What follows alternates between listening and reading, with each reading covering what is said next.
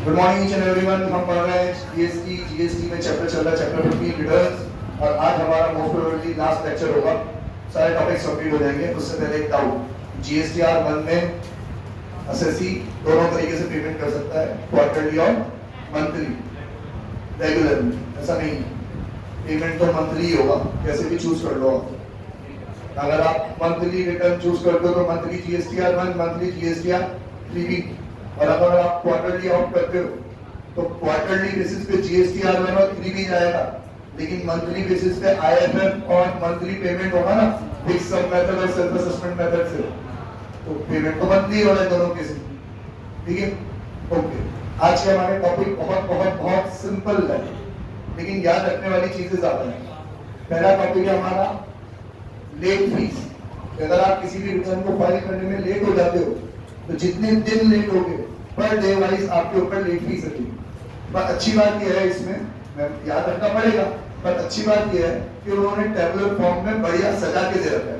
ठीक है, तो बस हमें वही चीज अभी पढ़नी है, समझनी है, उनका एप्लीकेशन समझना है और याद रखना है। याद रखने के लिए उन टेबल्स में हम लिख देंगे read on the day of examination. आप जब पेपर देने जाओगे तो सवेरे इनको देखते जाओगे, ताजा ताजा माइंड में छपा हुआ रहेगा। तो आप आ जाओ पेज नंबर 54, 15.54। अब क्या कहते हो तुम लोग, क्या करो प्रेजेंटेट्स का? समझ में आ रहा है ऐसे? हाँ हाँ, नहीं चल रहा है तो चल। जीएसटीआर 1 और अगर जीएसटीआर 3B में अगर आप लेट हो जाते हो तो वैसे तो उन्होंने बोल दिया कि हम क्या लेंगे, 100 रुपए पर डे लेंगे, पर डे 100 रुपए देंगे और मैक्सिमम 10,000 रुपए देंगे। ये एक्ट में बोल दिया सेक्शन में। फिर बोला यार लेकिन ये ज्यादा हो जाता है, 100 रुपए सीजीएसटी बोल रहे थे, 100 रुपए एसजीएसटी बोल रहे थे, तो एक दिन का 200 रुपए था। एक रिटर्न 1 महीना लेट हो गया तो 6,000 रुपए की क्या थी, पेनल्टी थी।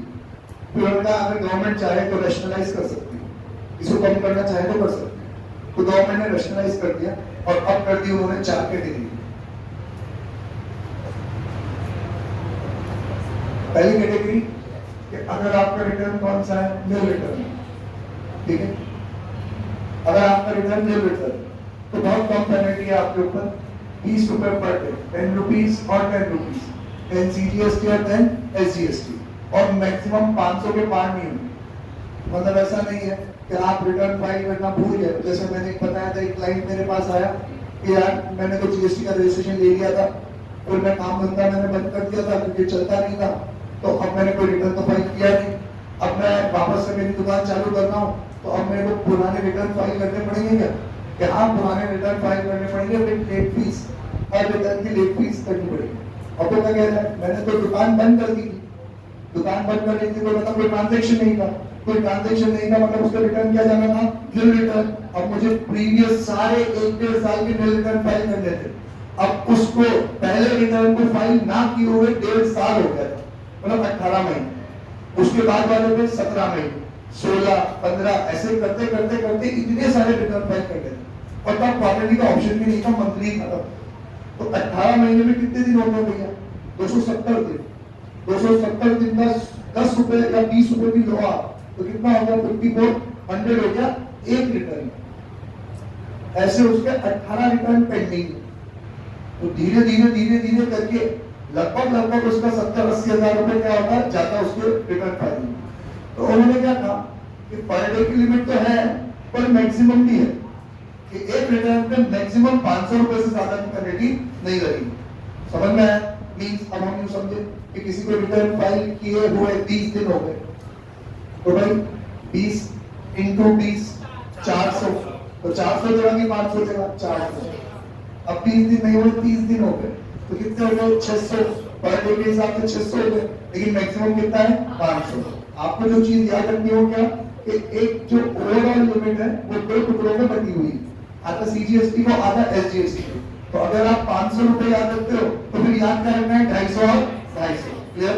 फिर उन्होंने कहा नील रिटर्न तो नहीं है, लेकिन आपका जो टर्नओवर है वो अप टू 1.5 करोड़ है in preceding financial year. Nil return नहीं, एक तो ट्रांजेक्शन है, अब वो खाली एग्जेम्प्टेड के हो नॉन जीएसटी वाले हो, जिसका अपन पढ़ चुके कि नील रिटर्न कब फाइल होता है, जब जीरो ट्रांजैक्शन। हम ये नहीं कहते टैक्सेबल सप्लाई का ट्रांजैक्शन जीरो हो तो नील रिटर्न, कोई भी ट्रांजैक्शन ना हो तो नील रिटर्न। अब कोई ट्रांजैक्शन तो है, अब वो टैक्सेबल हो कि नॉन टैक्सेबल ट्रांजैक्शन तो है, और आपका जो पिछले साल का टर्नओवर 1.5 करोड़ तक है, उससे ज्यादा नहीं है। तो फिर अब 20 रुपए को बढ़ा के कितना कर दिया इन्होंने, 50 रुपए पर डे। और अभी हाल फिलहाल यही मेन लिमिट है जो आपको याद है, 50 rupees per day, 25 CGST, 25 SGST, और मैक्सिमम कितना लगेगा 2000। ठीक है, ये बेस रहेगा, 50 रुपीज और 2000 बेस रहेगा। ठीक है, अगला क्या है, सब वो लोग जिनका 5 करोड़ 1.5 करोड़ से ज्यादा है लेकिन 5 करोड़ के अंदर अंदर है। आपका टर्नओवर 1.5 करोड़ से ज्यादा था पिछले साल और 5 करोड़ के अंदर अंदर, तो बेस का माना मैंने 50 रुपीज, वही है, लेकिन इसका मैक्सिमम 2000 से बढ़ के कितना हो गया, 5000। क्लियर? फिर registered person whose aggregate turnover is more than 5 crore, फिर से वही बेस क्या है 50 रुपीज, लेकिन मैक्सिमम कितना हो गया 10,000। ठीक है, तो पहले जो लोग बिजनेस नहीं कर रहे उनके लिए 20 रुपए, फिर बढ़ के 20 रुपए कितने हो गए 50। 4 कैटेगरी हो गई, nil return 1.5 crore, 5 crore to 1.5 to 5 crore, about 5 crore, 20 rupees, 50 rupees, 50 rupees, 50 rupees, 500, 2000, 5000, 10,000। रहेगा सिंपल है। GSTR 1 के लिए भी यही है और GSTR 3B के लिए भी यही है। सरकार चाहे तो GSTR मतलब इनकी जो लेट फीस उसको डेफर कर सकती है, डेफर कर सकती है मतलब माफ कर सकती है, और कह सकती है कि अभी इस टाइम पीरियड के लिए लेट फीस नहीं लगेगी।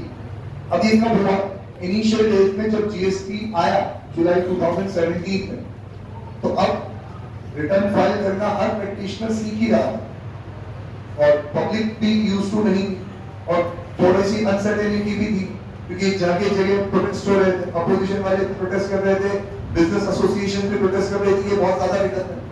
फिर भी किसी से लेट हुआ, कोई भूल ही गया रिटर्न फाइल करना, तो मैं ऐसे 3-4 पार्टियों के रिटर्न फाइल करना भूल गया।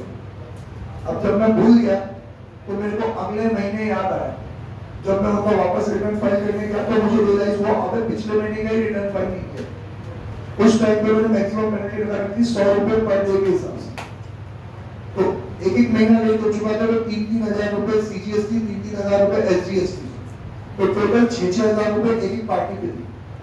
ऐसी 4 पार्टियां थी, तो टोटल 24,000 रुपए की पेनल्टी मैंने जेब से भरी। ठीक है, अब ये बहुत हार्श चीज थी, सरकार को ये 1.5 साल बाद रियलाइज हुआ, तो जिससे भी उन्होंने पेनल्टी दी थी ना वापस उन्होंने रिवर्स कर और रूल को बिल्कुल कर दी कि अब से जो पेनल्टी है वो ये 10 रुपए, 20 रुपए, 50 रुपए ऐसी हो जाएगी। और फिर GSTR 1 पे तो अभी पिछले साल तक भी कोई लेट फीस नहीं थी, ये GSTR 1 पे कोई लेट फीस नहीं, बस GSTR 1 अगर आप लेट फाइल करोगे तो सामने वाले को इनपुट नहीं मिलेगा, यही पनिशमेंट हो गया, लेट फीस तो कुछ भी नहीं। लेकिन अब तो GSTR 1 पे भी और GSTR 3B पे भी, और लेट फीस कलेक्ट करने का मैकेनिज्म भी सरकार टैक्स 3B में ही लेती है, GSTR 1 में टैक्स पे करने का कोई प्रोविजन नहीं। GSTR 1 सिर्फ इंफॉर्मेशन फाइल करने का रिटर्न है, उसमें आप सिर्फ इनवॉइस वाइज या कंसोलिडेटेड इंफॉर्मेशन प्रोवाइड करें, आपको पेमेंट करना है तो 3B में ही होगा। तो अब अगर हम यूं समझे कि ये मेरा मंथ खत्म हुआ और अगले महीने की 11 तारीख को मुझे GSTR 1 फाइल करना था, मैं चूक गया, 11 तारीख को नहीं कर पाया, मैंने उसको फाइल किया 15 को, 4 दिन में लेट हो गए, तो GSTR 1 फाइल करते समय कोई पेनल्टी नहीं देगी। तब देनी है जब GSTR 3B की डेट आएगी 20 तारीख को, तो वो अपने आप बोल दे, आपको बताने की जरूरत नहीं, वो अपने आप बोल दे कि आपका GSTR 1 4 डेज डिले हुआ है, 4 डे डिले के अकॉर्डिंगली 50 रुपीज पर डे के अकॉर्डिंगली 200 रुपए की क्या है आपकी पेनल्टी। और अब मैं समझाने में, क्योंकि मेरे मुंह पे ये बात चला हुआ है, समझ में इस वर्ड से जल्दी आता है, तो हम पेनल्टी बोलते हैं। It is not penalty, it is called late fee. क्या ये लेट फीस, और GST के चालान में ये लेट फीस करके नहीं आता, ये सिर्फ आता है फीस, सिर्फ किस नाम से आता है, फीस। इस पे भी मेरे साथ एक चोट हो। अब जब वो पेनल्टी पे करने की आई मेरे टीचर ने शायद पेनल्टी से पढ़ाया तो मेरे मुंह पे पेनल्टी याद है। अब वहां पे 4-5 कॉलम होते हैं।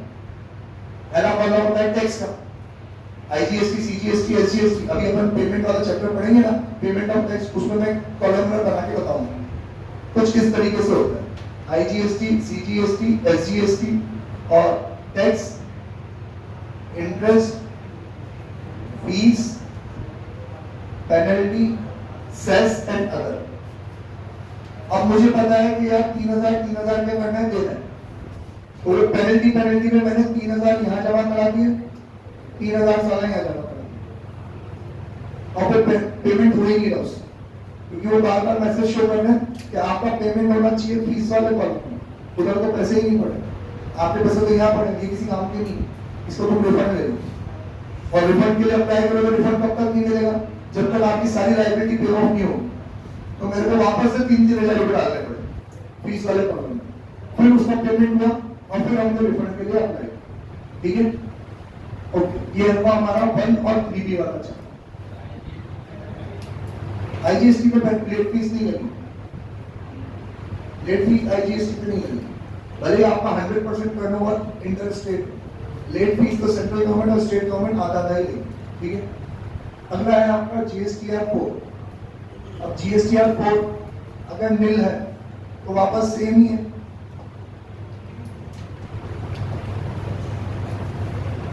जीएसटीआर 4 एनुअल है, क्वार्टरली है, मंथली है? कंपोजिशन में है। जीएसटीआर 4 क्या है? एनुअल। सीएमपी 08 क्या है? क्वार्टरली।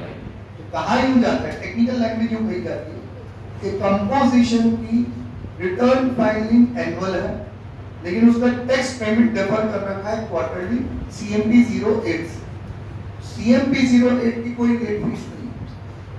सीएमपी 08 के अकॉर्डिंगली तो क्या लगेगा? इंटरेस्ट लगेगा।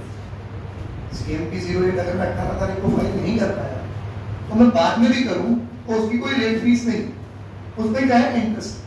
आपको जमा करना चाहिए था 18 तारीख तक, अब आप 3-4 दिन लेट हो गए तो part of the month late हो गए तो 18% के हिसाब से 1.5% पर मंथ का आपके ऊपर क्या लग जाएगा? ब्याज लग जाएगा। समझ में आ रहा है?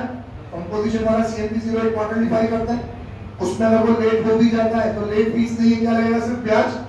जीएसटीआर 4 अगर 30 अप्रैल से ज्यादा तो लेट होता है तो निल रिटर्न फाइल करना है तो वही पुराना किस्सा बेटा, 10 रुपए 10 रुपए तक 20 रुपए, और मैक्सिमम कितना है? 500 रुपए, ठीक है। और अब अगर और यार वहां पे तो वो कंडीशन बना नहीं सकते ना कि 1.5 करोड़ के अंदर है, 1.5 करोड़ 5 करोड़ है, 5 करोड़ के ऊपर, तो पॉसिबल ही नहीं है। कंपोजिशन अगर 1.5 करोड़ ही है तो वही 1.5 करोड़ वाली कॉपी पेस्ट कर दी उन्होंने, 1.5 करोड़ है 50 रुपए तो बेस मेरा और प्लस 2000 रुपए, सेम टू सेम। मतलब जीएसटीआर 4, जीएसटीआर 1 और जीएसटीआर 3B सब में सेम, बस 4 में वो लोग 1.5 करोड़ के बियॉन्ड जा ही नहीं सकते, ठीक।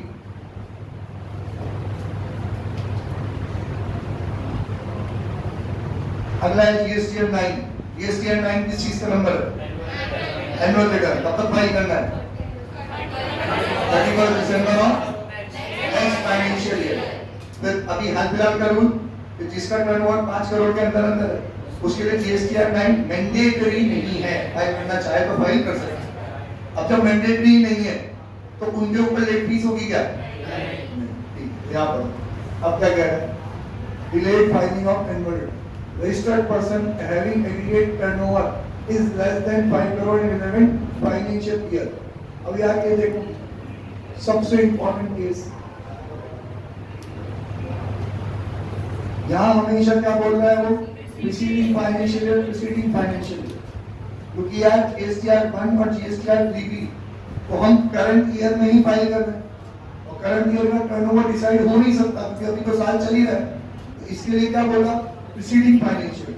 लेकिन एनुअल रिटर्न तो करंट ईयर खत्म होने के बाद आता है ना, तो एनुअल रिटर्न के लिए क्या बोला? Relevant financial year. अब प्रीसीडिंग फाइनेंशियल ईयर नहीं बोला होगा, ठीक है? समझ में आया? ओके, अब वो कह रहा है अगर आपका टर्नओवर अप टू 5 करोड़ है, लेस देन या इक्वल टू, मतलब डज नॉट एक्सीड, तो आप वहां पे लिखो अप टू 5 करोड़। 5 करोड़ भी है तो आपके लिए कितना है? वही 50 रुपीज पर डे। और अब 50 रुपीज पर डे के साथ क्या आ रहा था? 2000 रुपए और 5000 रुपए, 5 करोड़ के ऊपर 10,000 रुपए। यहाँ पे 2000 5000 नहीं, यहाँ पे आपके टर्नओवर का 0.04%, 0.4% भी नहीं, 0.4% होता तो मतलब 40 पैसे, 40% नहीं, 40 पैसे। अभी यहाँ कितना है? 4 पैसे। मतलब आपका टर्नओवर अगर 1 करोड़ 20 लाख है तो करना मल्टीप्लाई कितना होता है? 1 करोड़ 20 लाख का अगर आपका टर्नओवर है 4800 इज द मैक्सिमम। और अगर 50 रुपए दिन के हिसाब से कम होता है तो कम। अगर 5 करोड़ से 20 करोड़ के अंदर अंदर तो आप यहाँ पे लिख दो 5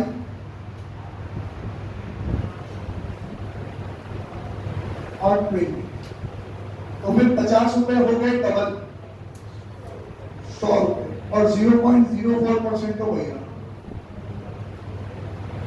अब ये बात जो क्वेश्चन में आई, क्वेश्चन में क्या बोला? Turnover in the state.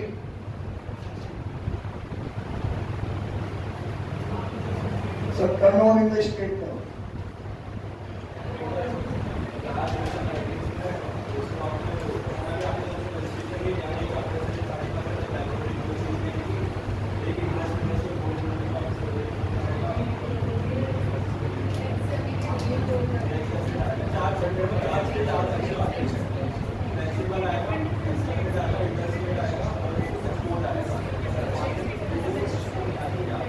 देखो मेरी बात सुनो, एग्रीगेट टर्नओवर और टर्नओवर इन स्टेट में फर्क क्या होता है?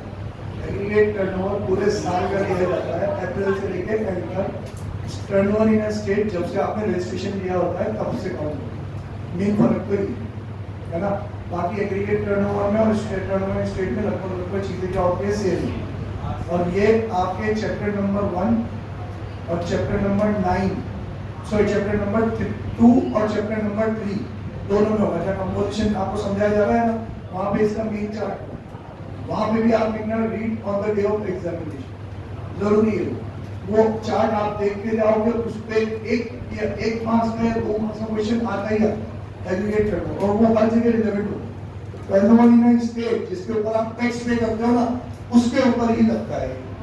फिर अगर 20 करोड़ से भी ऊपर है तो 50 को पहले किया 100 को किया 200 और 0.4 को कर दिया 0.5, मतलब आधा %। तो सिर्फ 0.04 था, यहाँ पे 0.5 हो गया, एकदम बढ़ा दिया। और थोड़ी क्रोनोलॉजी समझो, 1 और 3B में 50 50 50 सेम था, चेंज क्या हो रहा था? 2000 5000 10,000। यहाँ पे 50 50 50 सेम नहीं, 50 100 और 200। और फिर पहले दो में 0.04 0.04 थोड़ा सा चेंज हुआ 0.5। अब यार ये हमें अभी याद रह रहा है, अभी आपने देखा, आपसे मैं पूछूंगा आपको याद भी रह जाएगा, 3 महीने बाद पूछूंगा तो शायद नहीं है। सिंपल, सुबह देख के जाना है पेपर दे, मेहनत करनी नहीं इसको। सुबह देख के जाएंगे, बिल्कुल सामने छपा हुआ दिखेगा। इमेजिन कर पाओगे कहाँ यार कुछ देख रहे, इस साइड में ये चीज लिखी हुई। हाँ, इंपॉर्टेंट क्या है कि आपने इसकी जो टर्म्स एंड कंडीशन है ना, वो मार्क कर रखी हो। क्या मार्क कर रखी हो? कि टर्नओवर इन स्टेट मार्क कर रखा हो आपने रिलेवेंट ईयर मार्क कर रखा हो। नहीं तो होगा क्या, आपको नंबर याद रह जाएंगे, लेकिन केस स्टडी में जो आसपास की शर्तें है ना, वो याद नहीं रहे। ठीक,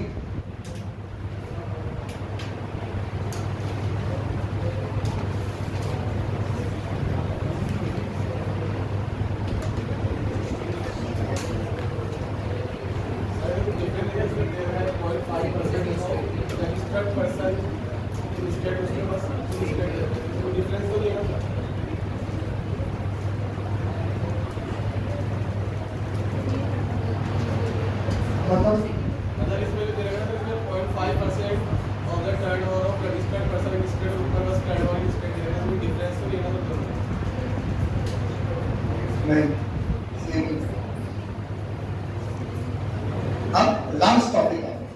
लास्ट टॉपिक में पहले डिस्कस कर चुका हूं, ये है GST return prepare, TR। Tax return preparer इसको अपन बोलते हैं, है ना। टेक्निकल नाम टैक्स प्रैक्टिशनर, क्या बोलेंगे, टैक्स प्रैक्टिशनर, जीएसटी प्रैक्टिशनर। अब मैकेनिज्म समझ लो तो उसके बाद चीजें समझने में काम आएगी।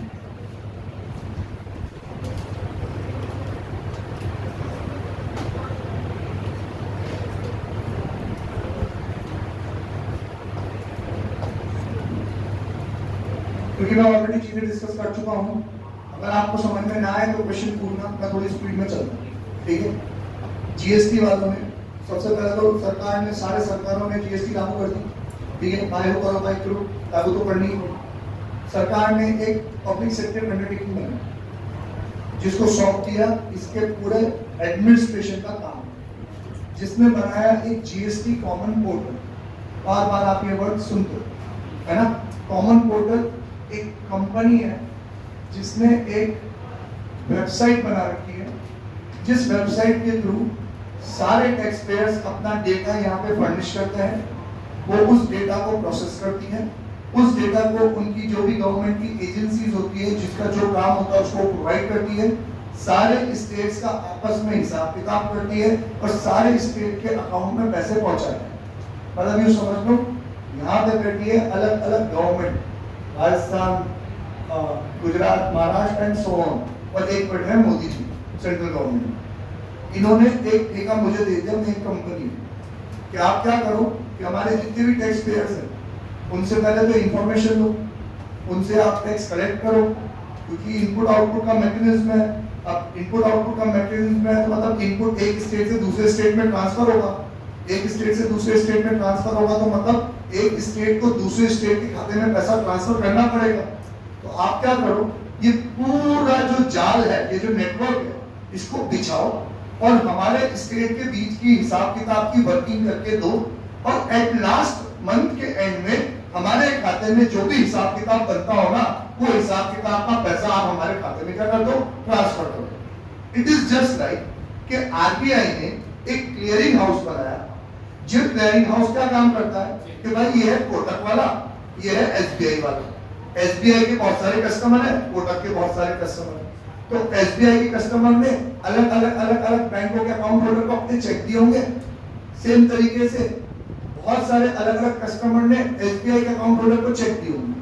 तो एसबीआई थोड़ी अलग अलग बैंक में जाएगा हिसाब किताब करने, ये तो अपने सारे चेक कहाँ पहुंचा देता है, क्लियरिंग हाउस में। और इसी तरीके से सारे बैंक क्लियरिंग हाउस में आ जाते हैं।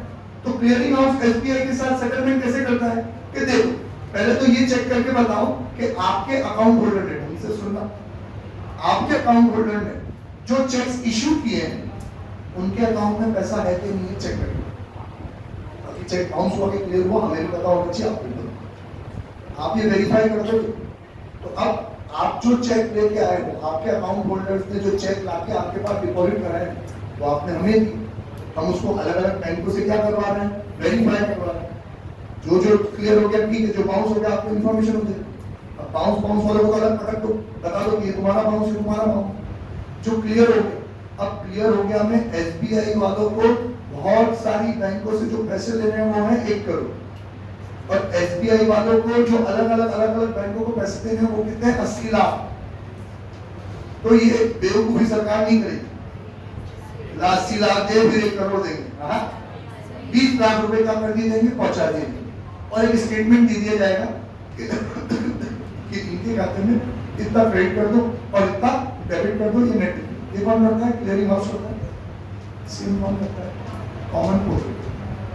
कॉमन पोर्टल का काम यही है कि वो हर स्टेट का, देखो आपकी स्टेट के व्यापारियों ने इनको माल बेचा है तो आपके पास का टैक्स इधर पास होना, आपके व्यापारियों ने इनसे माल खरीदा है तो इधर का टैक्स इधर पास होना। तो वही आपको लेने हैं 1 करोड़ और देने हैं 80 लाख, ये लो 20 लाख। समझ में आया, ठीक है।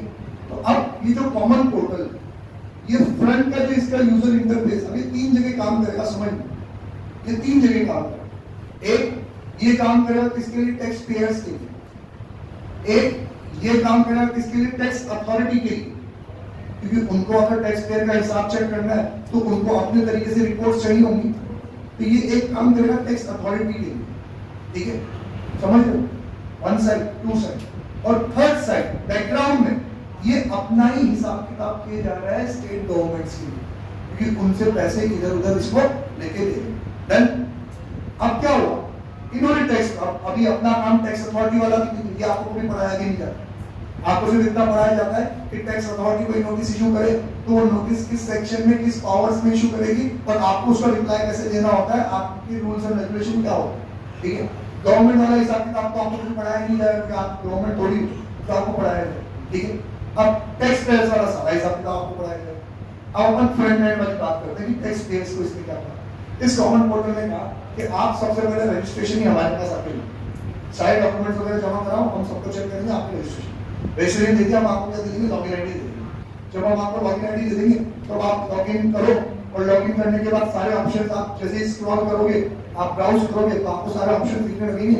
एक एक ऑप्शन में जाके एक रिटर्न आप जो भी आपके ऊपर एप्लीकेबल फाइल करते हैं, ठीक है। अब हम व्यापारी की पॉइंट ऑफ व्यू से, व्यापारी कभी रिटर्न फाइल कर सकता है, ये सोचो आप कितनी रिग्रेसिव ट्रेनिंग दी जा रही है जीएसटी के लिए, कितने डिटेल रूल्स और रेगुलेशन। क्या ये चीज मैं व्यापारी को पढ़ा सकता हूँ? मतलब व्यापारी का 6 महीने ऐसे बैठ सकता है, तो पॉसिबल ही नहीं कि वो रिटर्न फाइल करना, पर रिटर्न तो उसी को फाइल करना है, लाइबिलिटी तो उसी की है, तो रिटर्न क्या व्यापारी क्या करते हैं, कंसल्टेंट है। और फिर एक गलत प्रैक्टिस कि वो लोग कंसल्टेंट को अपना लॉगिन आईडी पासवर्ड दे सकते। कंसल्टेंट को लॉगिन आईडी पासवर्ड देना मतलब आपके पेटीएम का पिन किसी और को बता, क्या आपके पेटीएम में आपका बैंक अकाउंट नहीं है, आपका वॉलेट नहीं है, आपके वॉलेट में पैसे पड़े हैं और ये इनपुट सीधा सीधा पैसे का है। हमने पहले इंस्टेंस में क्या पढ़ा कि अगर इनपुट मिलेगा तो हमारा माल सस्ता हो जाएगा और ये पैसा मुझे वापस मिल जाएगा, इनपुट नहीं मिलेगा तो माल क्या हो जाएगा, महंगा, तो ये इनपुट तो सीधा सीधा प्रॉफिट है मेरा। तो आप अपने तिजोरी की चाबी किसी और को दे, हो सकता है कि वो क्या करें, मिसयूज करें। अब जो प्रोफेशनल्स होते हैं, मतलब लगभग 90% लोग तो किसको देते हैं, सीए को देते हैं। तो सीए का प्रोफेशनल एथिक्स बहुत स्ट्रॉन्ग होता है, वो ऐसे प्रोफेशनल मिसकंडक्ट कर ही नहीं सकते, सोच भी नहीं सकते कि वो उस चाबी का मिसयूज करे। लेकिन जो बड़े क्लाइंट्स होते हैं उनका ये लॉगिन आईडी पासवर्ड उनके अकाउंटेंट्स के पास है, और वो लोग जब तक नौकरी कर रहे हैं तब तक कुछ नहीं, लेकिन जब कुछ ऊंच नीच हुई तो फिर ये तो तिजोरी की चाबी लेके चला गया। उस केस में इन्होंने अब कहा एक काम, ये जो पोर्टल है ना, इसमें से तिजोरी को अलग कर देते हैं और बाकी सब चीजों को अलग, और बाकी सारी चीजें के लिए एक बंदा दे देते हैं जीएसटी प्रैक्टिशनर। अब क्या करो टैक्स पेयर, आपको इसको अपनी पूरे पोर्टल का लॉगिन आईडी देने की जरूरत नहीं है, तिजोरी की चाबी देने की जरूरत नहीं है। आप यहाँ पे एक ऑप्शन है, वहां पे जाओ अपॉइंट जीएसटी प्रैक्टिशनर। वो जीएसटी प्रैक्टिशनर ने पहले हमसे ट्रेनिंग ली होगी, हमारा एक छोटा सा एग्जाम पास किया होगा, मतलब हमने चेक कर लिया होगा उसको जीएसटी के रूल्स एंड रेगुलेशन पता है कि नहीं, हमने उसको जीएसटी प्रैक्टिशनर का सर्टिफिकेट दे दिया। मतलब इट इज, मतलब हम कह सकते हैं they can be authorised from the government, government से ऑथराइज किया है प्रैक्टिशनर। तो उनके पास अपनी एक आईडी होगी, प्रैक्टिशनर के पास अपनी गवर्नमेंट आईडी होगी, जीएसटी प्रैक्टिशनर, वो आईडी नंबर आप यहाँ पे जाके डालें और अपॉइंट पर क्लिक करो कि मैं इसको मेरा जीएसटी प्रैक्टिशनर अपॉइंट करता हूँ। वो प्रैक्टिशनर के पास भी एक लॉगिन होगा पोर्टल का, उसकी आईडी से एक लॉगिन उसके पास भी, वहां पे पॉपअप आ जाएगा कि so and so GST number वाली पार्टी ने आपको एज अ प्रैक्टिशनर अपॉइंट किया, एक्सेप्ट कर लीजिए, एक्सेप्ट, हमारी बात हो चुकी है, एक्सेप्ट। अब एक्सेप्ट करने के बाद इसके पास लिमिटेड एक्सेस है, लिमिटेड एक्सेस क्या रहेगा, रिटर्न्स फाइल करने का एक्सेस रहेगा, इसके पास चालान क्रिएट करने का एक्सेस रहेगा, ठीक है। तो जो कंप्लायंस वाला प्रोसीजर है ना, जिसको अपन बोलते हैं सेक्रेटेरियल कंप्लायंस, सेक्रेटेरियल कंप्लायंस मतलब रोजमर्रा के ऐसे काम जो मैं करूँ तो मेरा टाइम ज्यादा है तो मैंने एक सेक्रेटरी रख दी, तो सेक्रेटरियल कंप्लायंस वाले पार्ट किसको दे दिए, जीएसटी प्रैक्टिशनर। अब जीएसटी प्रैक्टिशनर सारी चीजें प्रिपेयर करेगा, टैक्स रिटर्न प्रिपेयर, फाइलर नहीं, सबमिट नहीं कर सकते, प्रिपेयर। तो टाइम टू टाइम आप अपने अकाउंट की डिटेल उसको दे दें, वो क्या कर देगा, वो जीएसटी रिटर्न प्रिपेयर कर देगा और वो प्रिपेयर करके सबमिट कर देगा for your acknowledgement, for your approval. आप सबमिट करते हो तो डायरेक्ट किसके पास, गवर्नमेंट। ये सबमिट करेगा तो पहले इंफॉर्मेशन किसके पास आएगी, आपके पास। और फिर आपको पॉपअप आ जाएगा तो देखो उसने आपका रिटर्न फाइल कर दिया है, प्रीव्यू। प्रीव्यू मतलब चेक कर लो, देख लो सही है कि नहीं, सही है, सबमिट का बटन क्लिक करो, ओटीपी डाल के आप सबमिट। मींस अब तिजोरी की चाबी नहीं गई ना, अब सिर्फ ये प्रिपेयर करता है, प्रिपेयर करके ये आपको सबमिट कर रहा है, आप गवर्नमेंट के पास सबमिट करो, ठीक है। जब टैक्स पेंडिंग कराएगा तो ये सिर्फ चालान क्रिएट करेगा। अभी वहां तो फिर क्या होता है कि जब टैक्स रिटर्न प्रिपेयर अपॉइंट नहीं करते तो फिर क्या होता है कि अब चालान पे करना है, चालान पे करना तो ऑनलाइन पे होगा। तो कोई भी पार्टी अपना बैंक का लॉगिन आईडी नहीं देती, वो कैसे देती, वो क्या करती है, पहले सीए के खाते में पैसे ट्रांसफर करती है और सीए अपने खाते से क्या करता है, पे करता है। अब इसमें क्या होगा, जीएसटी टेक्निकल से चालान प्रिपेयर कर देगा, आप लॉगिन करो, यहाँ पे चालान क्रिएटेड आ जाएगा, उसको ऑनलाइन जाके आप कर सकते हो, पे पार्टी कर सकती है। वो तो जैसे ऑनलाइन पेमेंट करती है वैसे ही क्या होगा, पेमेंट। फिर ये रोल किसका होगा, जीएसटी प्रैक्टिशनर का होगा। अब जीएसटी प्रैक्टिशनर कौन बन सकता है, उसके पास क्या क्या क्वालिफिकेशन होना चाहिए। सबसे इंपॉर्टेंट पेज नंबर 15.57, जिस पे स्टार मार्क कर लो, ये याद रख के जाना है, क्वेश्चन आएगा भी इसके ऊपर आएगा।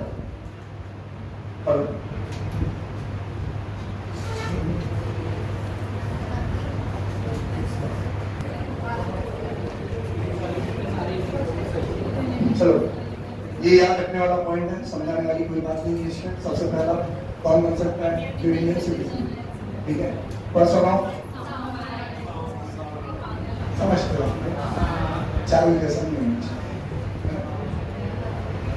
नॉट एडजुडिकेटेड एज इंसॉल्वेंट, दिवालिया घोषित नहीं होना चाहिए, ठीक है।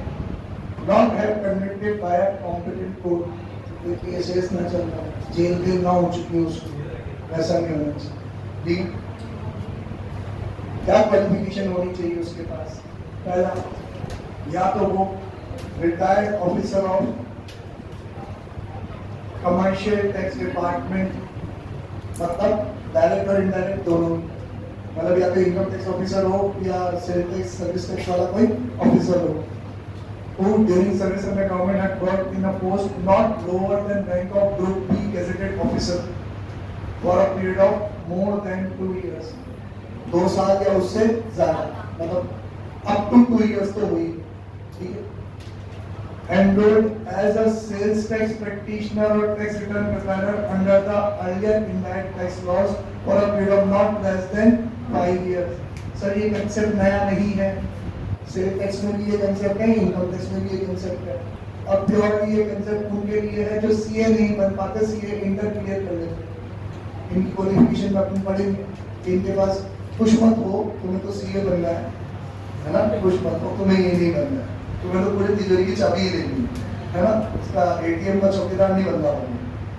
तो as acquired any of the prescribed qualification mentioned below, तो इस प्रिस्क्राइब क्वालिफिकेशन में सीए इंटर आ जाएगा, ठीक है। ये रही प्रिस्क्राइब क्वालिफिकेशन।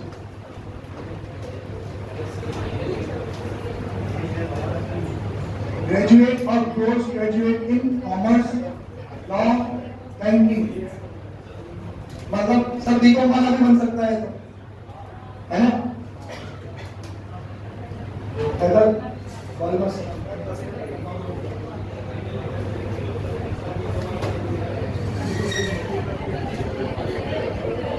अब मतलब यहाँ पे तुम लिख दो बीकॉम एमकॉम, बीबीए नहीं चले, बीकॉम और एमकॉम, या फिर बैंकिंग या लॉ, मतलब वो एक तो एलएलबी होता है और एक एलएलएम होता है, शायद देखो पता नहीं। मैं बचपन में एलएलबी करने गया था, 2% से कम रह गया बचपन में, ये तो करीना कपूर के साथ पढ़ा होता था, मतलब वहाँ जिस कॉलेज में उसने एडमिशन ले रखा था उसी कॉलेज में 2% से मैं लॉ कॉलेज मुंबई, बहुत बहुत बड़ा कॉलेज। मैं सीए तो मैं पहले से ही करता था, ऐसे ही रहो नहीं पाया। काश मैं SC ST OBC होगा, वहाँ 46% में एडमिशन मिलता हो।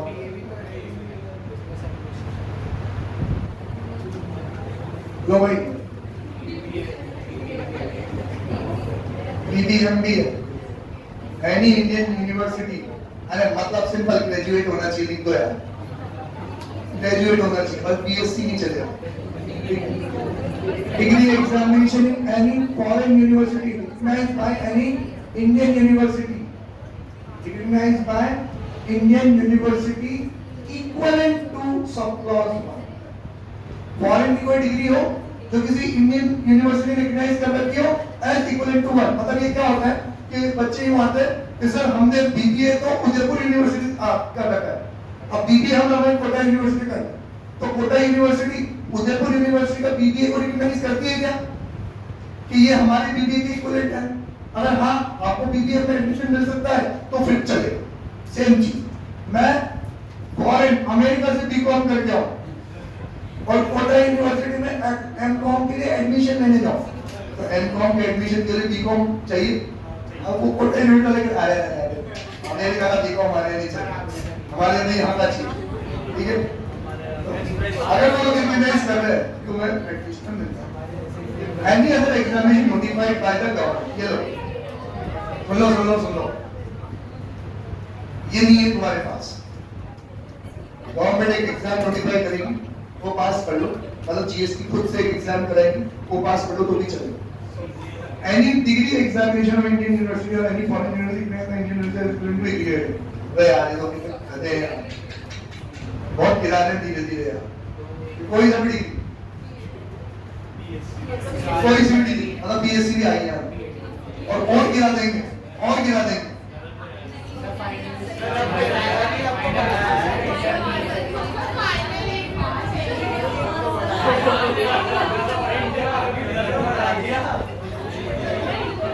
कोई इज्जत की तुम लोगों की, मतलब BCom ऊपर है तुमसे, मेरी तो है, मैं तो बन जाऊंगा अपनी है यार, ये गलत है। प्रीवियस क्लास में इंटर था और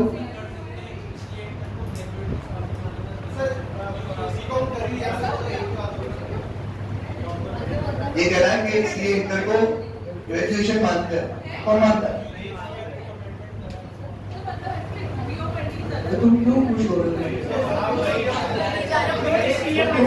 अगर तुम्हें BCom नहीं करना है, इंदिरा गांधी यूनिवर्सिटी कर लो, सबसे बढ़िया, पेपर नहीं देना पड़ता। इंदिरा गांधी IGU होगा क्या आपका? अरे चलो चुपचाप पढ़ लो तुम लोग, ठीक है। अभी तो इज्जत और गिरेगी, ICI नहीं ICSI भी चलेगा, सारा कॉस्ट अकाउंटेंट भी चलेगा, सबका फाइनल कौन प्रैक्टिशनर बनेगा? ये मतलब मेरी बात मत करो चालू, मैं सिर्फ तुम्हें पढ़ाने आता हूँ तुम्हारे चक्कर में, मुझे तुम्हारे भविष्य की ना पढ़ी होती तो मैं तुम्हें पढ़ाता ही नहीं।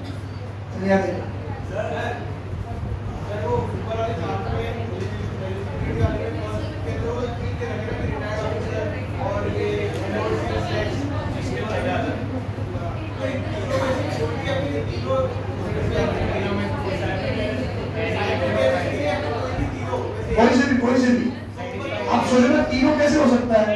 तीनों होगा तो एक ही बंदा 2 साल यहाँ काम करेगा, 5 साल यहाँ कैसे काम करेगा? क्या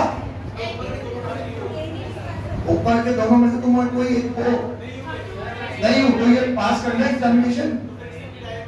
हाँ अरे तेरे को नहीं बनना है, क्यों समझ रहा? ऐसा मार्केट में कोई डिमांड नहीं है इनकी।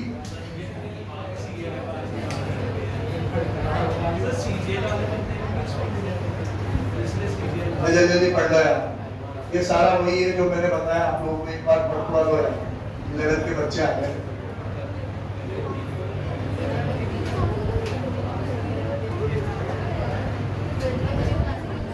प्लीज ये रीड कर लो, ये मेरे समझाने लायक कुछ भी नहीं है, मैं ऑलरेडी आपको बड़ी वाली कहानी सुना चुका हूँ, तो ये कैसे क्या क्या काम कर सकता है वो रीड कर लो, अगर आपको समझ में नहीं आ रहा तो हैंड रेज कर लो।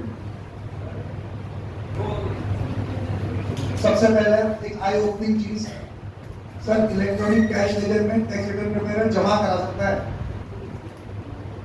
निकलवा नहीं सकता। चालान प्रिपेयर भी कर सकता है, तुम जमा करा दो, नहीं तो जमा कराने की पावर इसके पास भी है, ये भी करा सकता है, ठीक है। फिर अगला कौन सा बताओ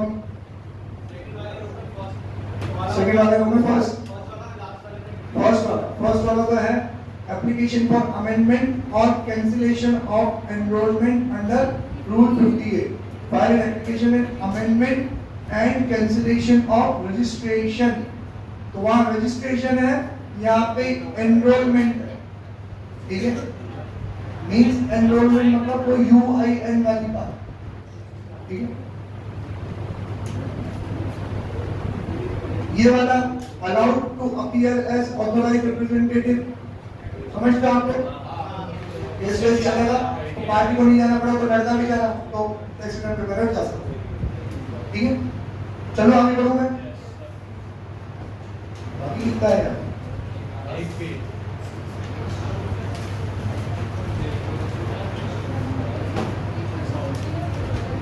enrolment of GSTP। Hello hello, हाँ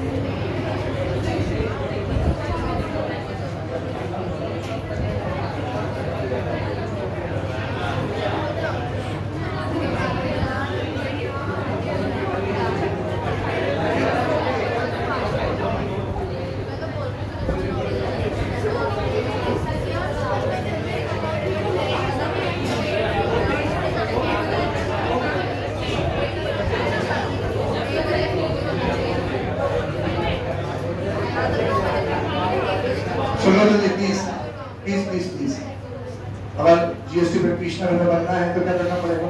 पहले ऑनलाइन अप्लाई करना है। अप्लाई करोगे तो आपकी एप्लीकेशन को स्क्रूटिनाइज करेगा प्रॉपर ऑफिसर और फिर आपको रजिस्ट्रेशन दे देगा। और अगर आपको रजिस्ट्रेशन नहीं देता तो आपके पास इंफॉर्मेशन दे देगा कि यार आपकी एप्लीकेशन में हमें ये कमी पड़ी, reason to be recorded in writing. आपको हमने दे दिया रजिस्ट्रेशन सर्टिफिकेट, मतलब आपको जीएसटी प्रैक्टिशनर, तो अब एक बार दे दिया तो वो वैलिड है जब तक कि कैंसिल ना हो। लेकिन एक शर्त है, हम टाइम टू टाइम एक नासिन करके इन्होंने एक ऑर्गेनाइजेशन बना रखी है, फुल फॉर्म मुझे याद नहीं है। ये ऑर्गेनाइजेशन काम है इन प्रैक्टिशनर का एग्जाम कंडक्ट करना, क्योंकि यार जीएसटी की तो हर महीने काउंसिल की मीटिंग होती है और वो लोग अमेंडमेंट कर देते हैं, तो हर थोड़े टाइम में जीएसटी का रूप क्या हो जाता है, थोड़ा बहुत चेंज हो जाता है, पीछू से पिकाचो, पिकाचो से राइचो बन रहा है, ठीक है। तो उस केस में आपको बार बार एग्जाम क्लियर करना पड़ेगा। अगर आप एग्जाम क्लियर नहीं कर पाते तो फिर आपके प्रैक्टिशनर का सर्टिफिकेट कैंसिल कर देते हैं, ठीक है। लास्ट पॉइंट में क्या है कि अगर आप प्रैक्टिशनर कैसे बने हो, क्योंकि आप प्रीवियस टैक्स लॉ उसमें प्रैक्टिशनर थे, उस डिग्री के बेसिस पे आपको ये वाला सर्टिफिकेट भी प्रोवाइड कर दिया गया, तो वो सिर्फ और सिर्फ मैक्सिमम 30 मंथ्स के लिए ही रहेगा। 30 मंथ्स मतलब 2.5 साल। उस 2.5 साल के अंदर अंदर आपको एक बार तो नासिन का ये एग्जाम पास करना ही पड़ेगा। और पहली बार फेल हो गए चलेगा, फिर फेल हो गए, फिर फेल हो गए, 30 महीने तक फेल हो सकते हो।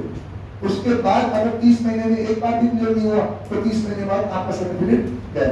क्लियर? सबको करना पड़ेगा, बीकॉम हो, बीबी हो, आपकी क्वालिफिकेशन है तो आप अप्लाई कर सकते हो। ये सारी बात तो अप्लाई करने के बाद की हो रही है, ठीक है। हाँ, इनको वो 30 महीने वाली बीकॉम वाले का मतलब है, बीकॉम वाले को जब जब एग्जाम के लिए बुलाया जाएगा तब तक देना पड़ेगा, तब तक पास करना पड़ेगा, समझे। इनको तो फिर भी 30 महीने का विंडो दी, उनको तो जैसे अगर साल भर में एग्जाम कंडक्ट हो रहा है तो हर साल पास करना है उनको, ठीक है। खत्म क्या हुआ अब, यानी 4-5 पॉइंट है।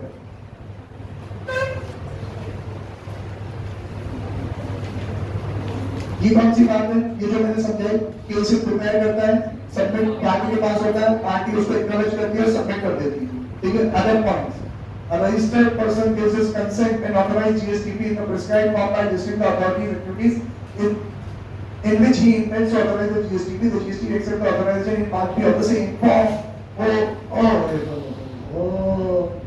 आदमी देख भी नहीं रहा कौन सी क्लास में आ रहा है, कौन से बच्चे पढ़ रहे हैं।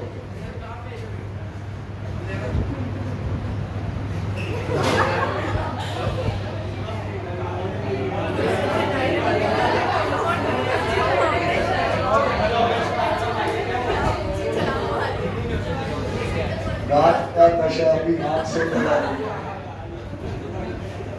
तो देखो, सबसे पहले कहानी में ये समझाया था कि ये लोग पहले उसकी आईडी डाल के उसको अपॉइंट करेंगे। तो जब अपॉइंट करेंगे ना, तो उसकी एक्टिविटीज को भी चेक मार्क करेंगे कि ये हमारे बिहाफ पे एप्लीकेशन फाइल कर सकते हैं, ये हमारे बिहाफ पे अपील हो सकते हैं, हमारे बिहाफ पे रिटर्न फाइल कर सकते हैं, हमारे बिहाफ पे चालान प्रिपेयर कर सकते हैं, कैश डिपॉजिट करा सकते हैं। ये सारी चीजें वो टिक मार्क करेंगे। जितने टिक मार्क करेंगे फिर वो आगे क्या कर लेगा, उसको एक्सेप्ट कर लेगा। ठीक है, the GSTP can undertake only such tasks as indicated in the prescribed form. The registered person may at any time withdraw such authorization. वही काम करेगा जो उसने अपॉइंट किया है, और उसका ऑथराइजेशन को कभी भी चाहे तो विथड्रॉ कर सकता है। Any statement furnished by GSTP is made available to the registered person on the common portal for the statement furnished by the GSTP is confirmed in software or registered or the others. ये भी कर लिया कि आप सिर्फ prepare करोगे, prepare होने के बाद ही किसके पास आएगा, ऑथराइज्ड पर्सन मतलब वो पार्टी के पास, पार्टी उसको कंफर्म करेगा।